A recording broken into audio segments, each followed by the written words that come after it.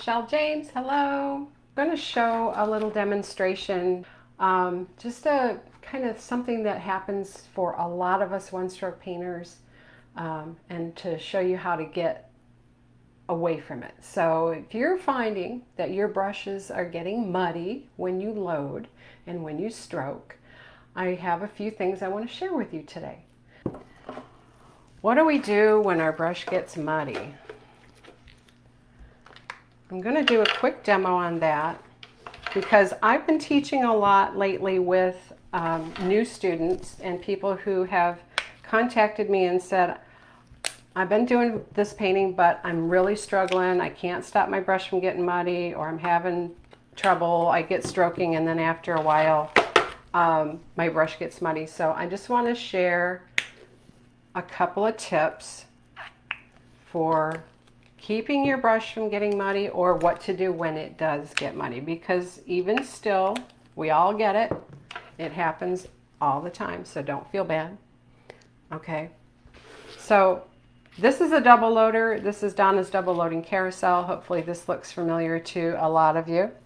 I'm going to just very quickly show you how we load with this, and you load a foam plate the same way. All right, so if I was on a foam plate, I put my two colors next to each other with a little bit of space, and then I would split my brush. So I'm going to split my brush here and just pick up some of that paint, and then I'm going to come over to an empty runway right here, and I'm going to load my brush. Okay, so I'm going to push right up here. Now what I want you to see is the further up you go in these runways, the narrower it gets. That's by design. All right, Donna's a smart lady, and she designed these so that the narrower the brush, you can work up closer. That will keep you from shifting side to side. So you're back here with your big 1 inch and 3/4 flats, and you're up here with your 16s and your 12s. Now what do you do with the little guys? Well, this ridge right here, you just kind of ride that ridge, right? And when you load, it'll keep your brush from getting muddy. Now, I hear this all the time.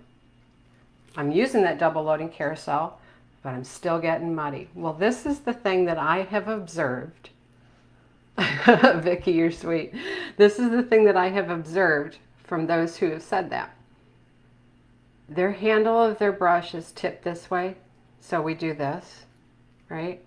Or we do this, okay? Or they're laying it down and they're still dancing back and forth. But when you tip, if your handle is straight up and down, this will not happen. And we repeat this a lot.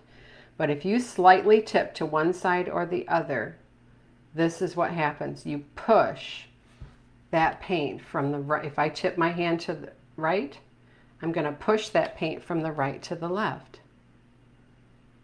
Okay, if I tip on the left side of my brush, I'm going to push that paint from the left to the right. So see how that's making my right side of my brush now get darker? If I push to the right, now I'm pushing that light color over. See what's happening? Okay, so look at your brush and see, is that what's happening? Okay, because most often than not, they think their handle's straight, but it's slightly tipped one way or the other, and that's what's going to cause that muddy paint to happen. Okay, now when you go to stroke a leaf, right, and you push, slide, and stand up, then you should get a nice even tip. One of the things that I see a lot with beginners is they push and slide, right? When they do the leaf, they stand up and they pull away. You got to continue, finish that stroke. You have to slide on that chisel edge slightly to get a nice tip on that leaf. Okay, so that's the one thing. So I want to show you what happens then if I push more to one side. This is a nicely blended, nicely shaded half and half. If I push on my left side of my brush and push all that dark over, oop, I need a little more. Okay, so the more I push, this is dry paper here. Here we go. See how much darker that is? And if I keep pushing that by leaning accidentally, see how much more I'm pushing that dark over into the light. It's also giving me a dry edge down here, right? So if that's what's happening to you, take a look at, do some self-examination and see if that's what's happening, okay? All right, so I'm going to look at a couple of these comments. I'm always pushing it and don't realize it. Yes, that's the thing. And so just work on keeping that handle straight up and down. A lot of times I will see the people set their loader over to the right, or whatever they're using over to the right, and so their hand is automatically tilted and tipped. You got to have this baby right in front of you if you're having that problem. Or you've got to make sure you're over correcting your hand more so that you're not tipping it, okay? So just keep that in mind as you go and practice.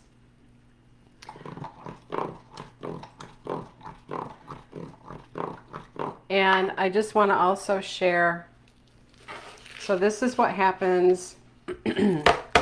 You'll see Donna in a lot of times with her painting where she's got crisp white edges and you can't seem to get that same look because this is what happens, right?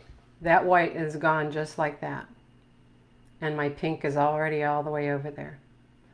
All right. So you can keep going and picking up white and working it in here, but if you got that handle tipping in the wrong direction and you're not straight up and down, then you're going to lose that light color, okay?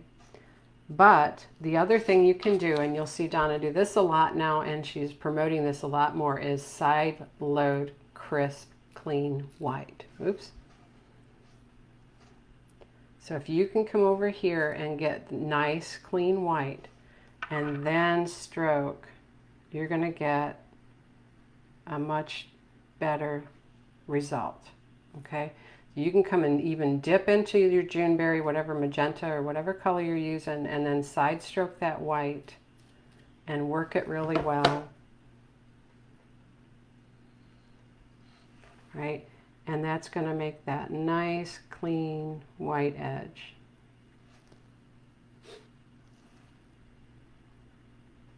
Okay, so just keep that in mind. Also, try not to starve your paint. Make sure you're using enough paint.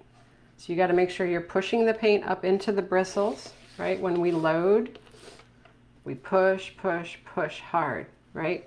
At the very end, we lay and just get paint on the outside of the brush, okay? You still got to blend that outside too, so that you get pretty strokes.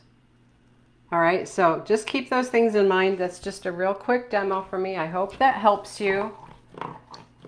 Now, the other thing you should know is you do not have to go to water every time you get a muddy brush. All you have to do is wipe it off on the paper towel and reload it. Underneath the mud is still the original load you had, okay? Thank you for joining me.